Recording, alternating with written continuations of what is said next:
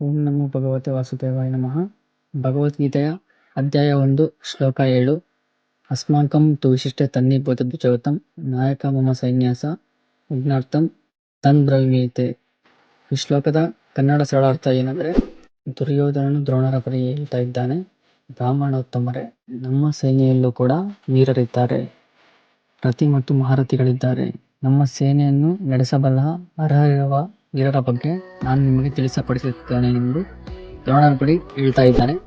ಇದರ ಜೀವನಾರ್ಥ ಏನೆಂದರೆ, ನಮ್ಮ ದೈನಂದಿನ ಜೀವನದಲ್ಲಿ ಯಶಸ್ಸನ್ನು ಕಾಣಲು ನಮ್ಮ ತಂಡದ ಶಕ್ತಿ ಮತ್ತು ಸಂಪನ್ಮೂಲದ ಬಗ್ಗೆ ನಮಗೆ ಪೂರ್ತಿ ಅರಿವಿರಬೇಕು. ಬರೀ ಬಾಹ್ಯ ಸಂಪತ್ತಿಗೆ ಒಳಗಾಗದೆ ಆಂತರಿಕ ಶಕ್ತಿ ಮತ್ತು ಧೈರ್ಯವನ್ನು ಬೆಳೆಸಿಕೊಳ್ಳುವುದು ಉತ್ತಮವಾಗಿದೆ. ಬೇರೆಯವರೊಂದಿಗೆ ಮಾತನಾಡುವಾಗ ಅಹಂಕಾರವನ್ನು ಬದಿಗೆ ಇಟ್ಟು ನಮ್ರತೆ ಮತ್ತು ಶಾಂತಿಯಿಂದ ಮಾತನಾಡುವುದು ತುಂಬಾ ಮುಖ್ಯವಾಗಿದೆ. ಅದರಿಂದ ನಮಗೆ ಗೌರವವನ್ನು ಹೆಚ್ಚಿಸುತ್ತದೆ. ಇದೇ ಗೀತೆಯ ಸಾರಾಂಶವಾಗಿದೆ. ಕೃಷ್ಣಾರ್ಪಣಮಸ್ತು.